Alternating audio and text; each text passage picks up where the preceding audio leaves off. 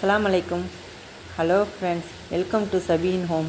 இன்றைக்கி நீங்கள் என்ன பார்க்க போகிறீங்கன்னா, என்னோடய style mutton gravy ghee rice. வாங்க பார்க்கலாம்.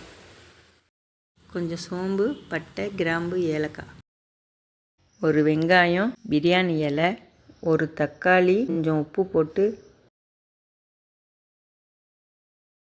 இஞ்சி பூண்டு 2 ஸ்பூனு, காஷ்மீர் மிளகாய்த்தூள், ஜீரகத்தூள், சோம்புத்தூள், மிளகுத்தூள், மஞ்சத்தூள், மல்லித்தூள், கரம் மசாலா, தயிர் கொஞ்சம்,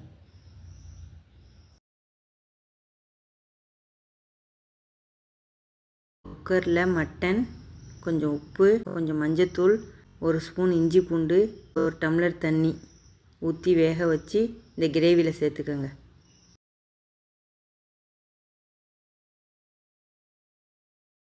தேவையான அளவு உப்பு, கொஞ்சம் அரைச்ச தேங்காய் ஒரு ஸ்பூன் கலந்து,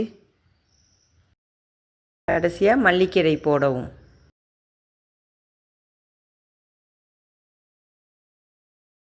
பச்சரிசி கழுவி அரை மணி நேரம் ஊற வச்சுக்கோங்க. இப்போ கீ ரைஸுக்கு கல்லெண்ணெய், கொஞ்சம் நெய்யும் கலந்து, ஒரு வெங்காயம், ஒரு சின்ன தக்காளி, பிரியாணி இலை, அதே மாதிரி கொஞ்சம் சோம்பு, பட்டை, கிராம்பு, ஏலக்காய்,